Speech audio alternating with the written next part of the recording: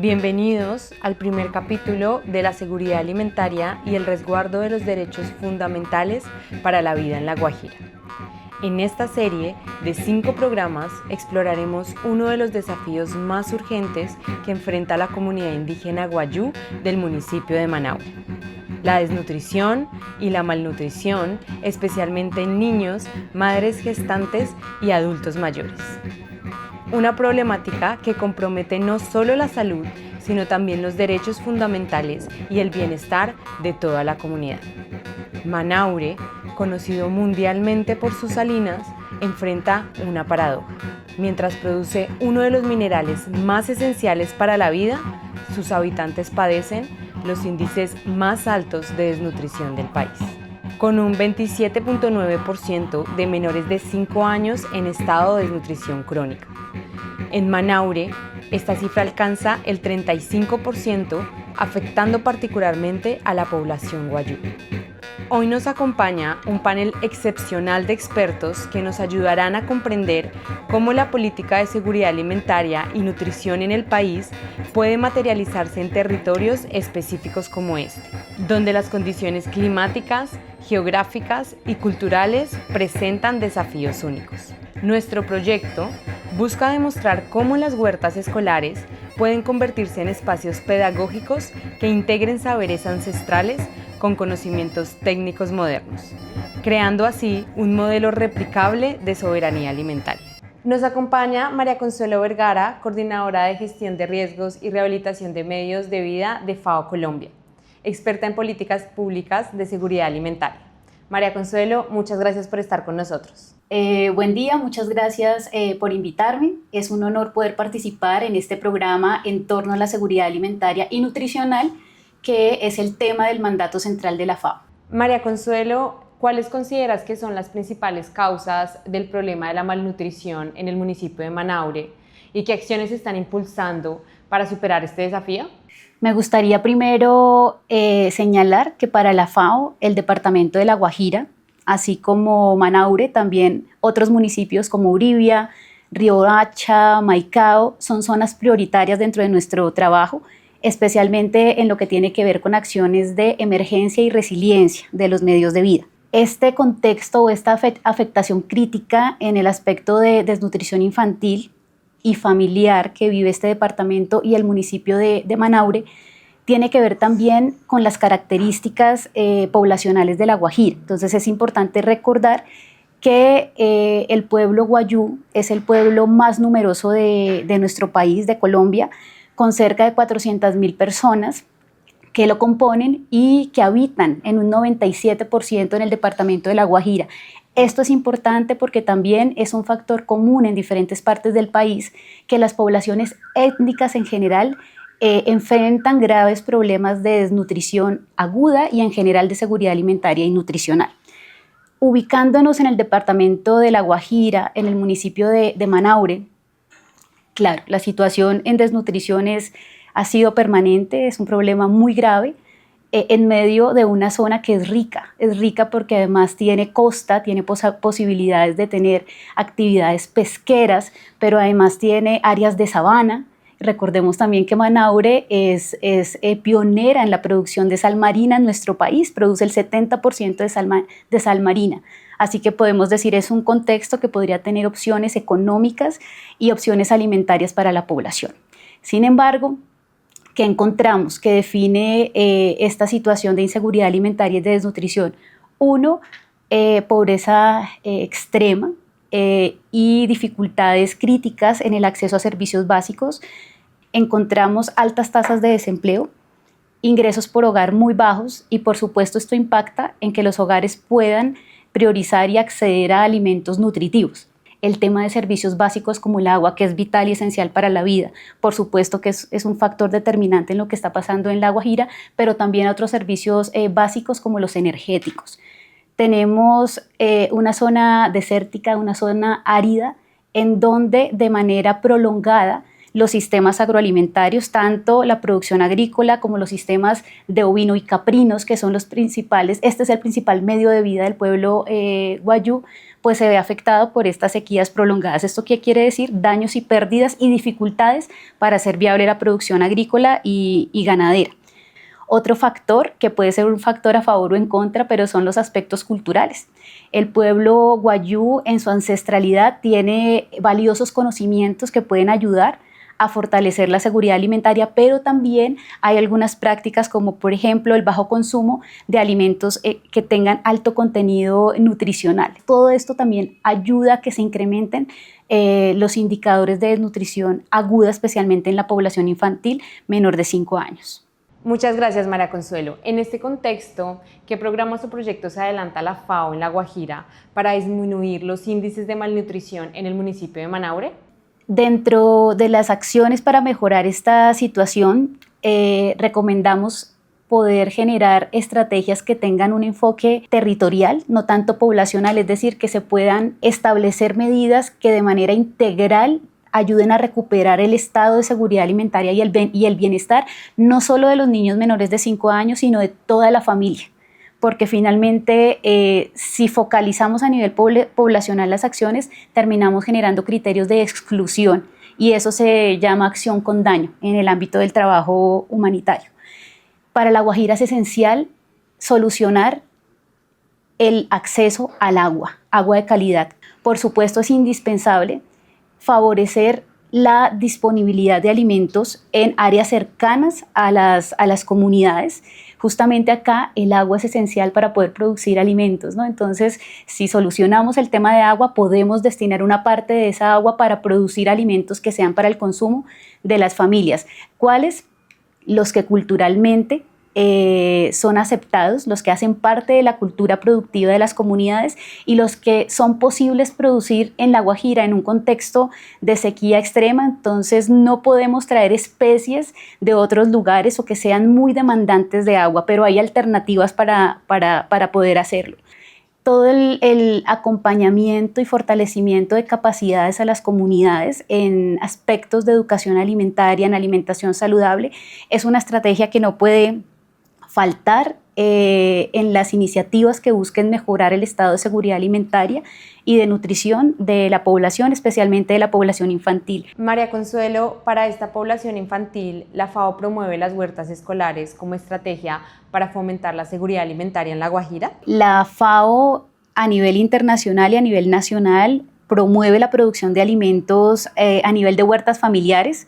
Por una parte, en el contexto escolar, los resultados que se tienen al tener estas unidades productivas o huertas escolares nos ayudan a complementar los alimentos que se proveen a través de los planes de alimentación escolar. Esto es muy diverso en el país, no siempre los PAE, los planes de alimentación escolar, pueden cubrir el 100% de las necesidades de alimentos y de nutrientes que se requieren en los comedores escolares. Entonces, si tenemos unas escuelas que están en área rural, que tienen disponibilidad de tierra para producción, siempre viene muy bien que haya una posibilidad de producción de alimentos complementarios. Además que estamos hablando de entornos rurales en donde parte de la formación de los niños, de las niñas y de los jóvenes debería estar ligado a su entorno natural. Es decir, podemos utilizar esas huertas como aulas vivas también para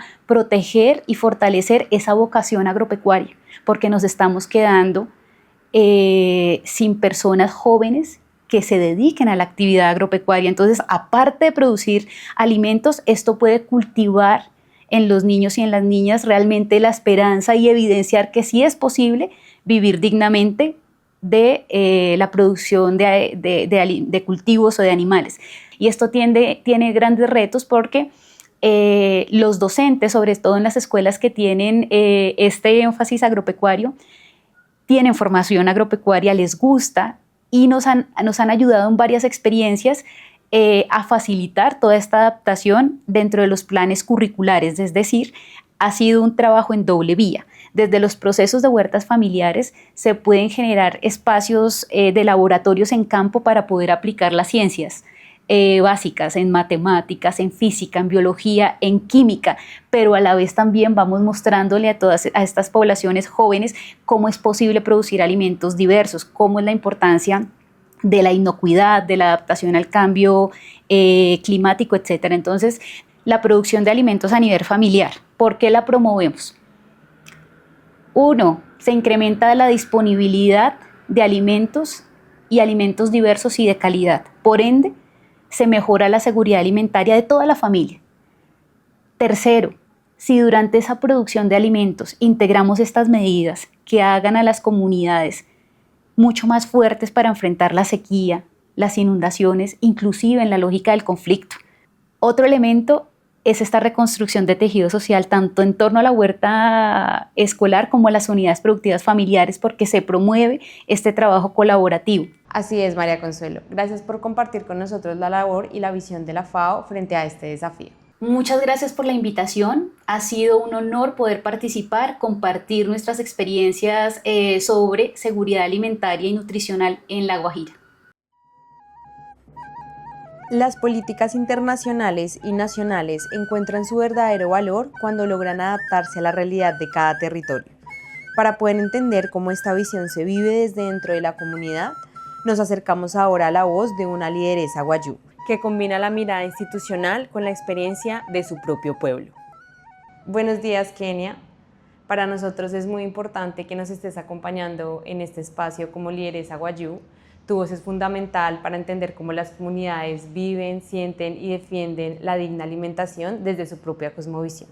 Bueno, muchísimas gracias, Daniela, por la invitación. De verdad que es muy importante dar a conocer desde la perspectiva de mujeres guayú, de nuestro pueblo guayú, cómo es el tema de soberanía alimentaria, aunque ciertamente no existe una traducción exacta de esta palabra, la relacionamos con todo el tema de alimentos, por supuesto. Entonces, gracias por la invitación y bueno. Para empezar, ¿podrías contarnos cómo la comunidad incorpora el concepto de soberanía alimentaria dentro de su propia cosmovisión? Bueno, como te decía al inicio, la soberanía alimentaria no tiene una traducción exacta como tal, pero la relacionamos con los alimentos propios de nuestra cultura, con todo el tema de siembra, pero más allá de eso, también la relacionamos con nuestro territorio, con lo que somos, con nuestra espiritualidad. Todo está conectado.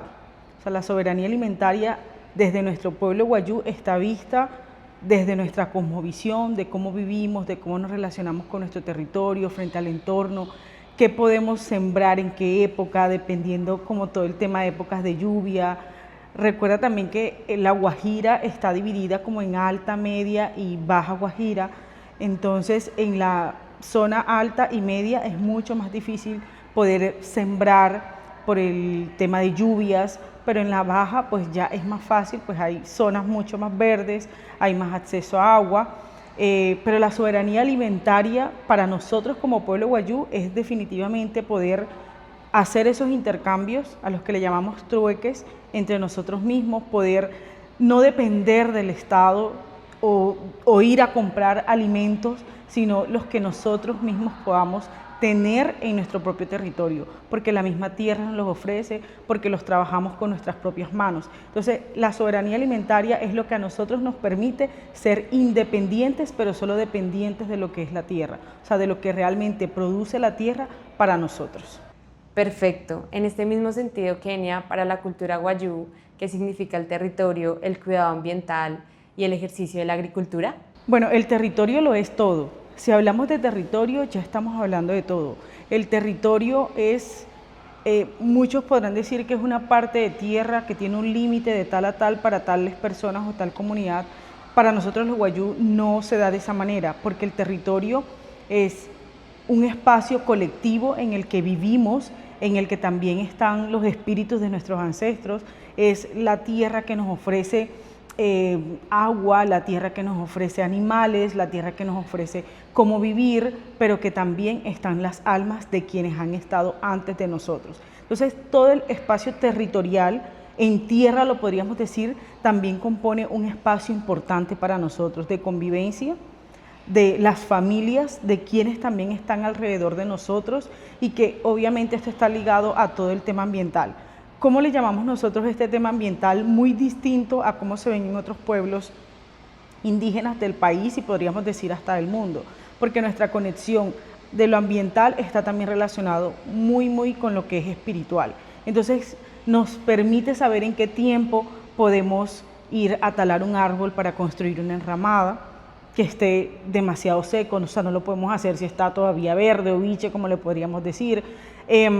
Pero el tema ambiental también se da de una forma espiritual. Entonces, ¿por qué cuando vamos a los velorios la sangre del chivo tiene que caer a la tierra? Entonces, todo esto se hace pues porque de alguna manera estamos diciendo que la tierra necesita de ese líquido preciado que es la sangre para nosotros como pueblo wayuu.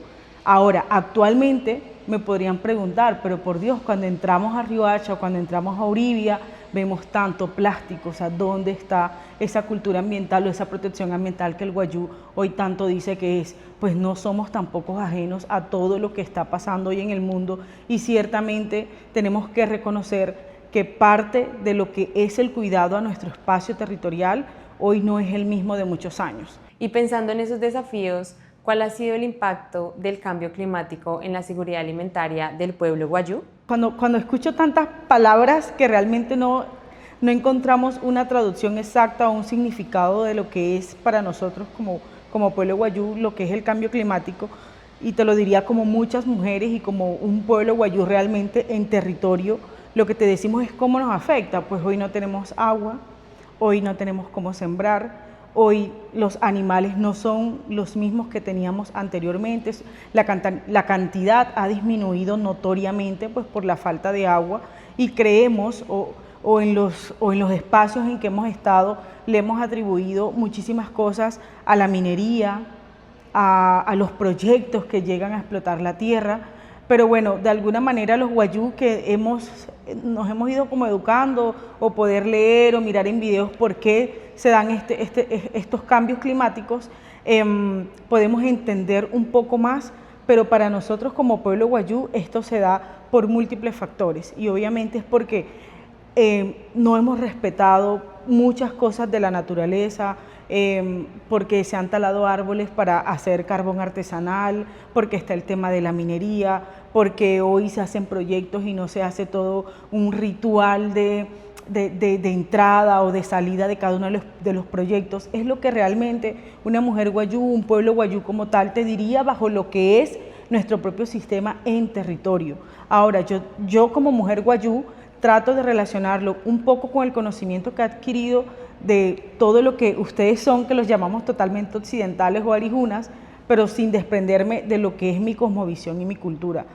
Creemos y estamos seguros que respetar la espiritualidad, la cultura propia, la relación que tenemos con el territorio, ayudaría un poco a mitigar muchos de los impactos que hoy tenemos y que nos afectan directamente. Entonces, hoy podemos decir, el cambio climático, salimos en noticias diarias, el pueblo wayuu sale en noticias diarias porque los niños se están muriendo por desnutrición, porque no hay alimentación, porque no tenemos acceso a agua potable y un sinnúmero de afectaciones que definitivamente recaen al pueblo, directamente al pueblo wayuu. Además, las condiciones de territorio que tenemos no son iguales a las de los demás. O sea, es un territorio desierto, o sea, lleno de arena, el cual nosotros, por supuesto, apreciamos y queremos porque nuestra conexión está conectada con esa tierra árida, con esa tierra que muchos la llaman, ¿no?, el desierto más grande o como quieran, pero para nosotros es nuestro territorio.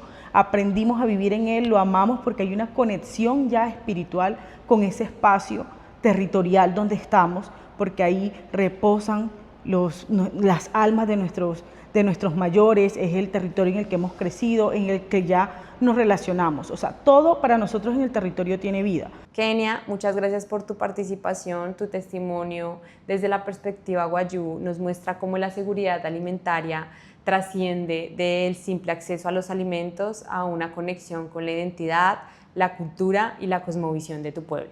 Muchísimas gracias a ti, Daniela, por la invitación.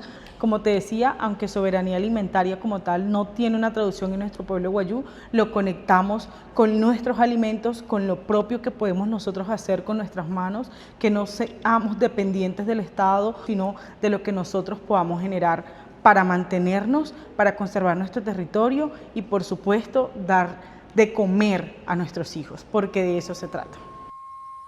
La visión de la comunidad wayuu nos recuerda que la seguridad alimentaria es inseparable de la cultura, el territorio y la tradición. Pero, ¿cómo se traduce esta conexión en políticas y programas concretos desde las entidades nacionales? A continuación, escucharemos la perspectiva del Instituto Colombiano de Bienestar Familiar. Hoy nos acompaña el director Salvador Rincón del ICBF para conversar sobre las políticas y acciones que se adelantan a favor del municipio de Manaure.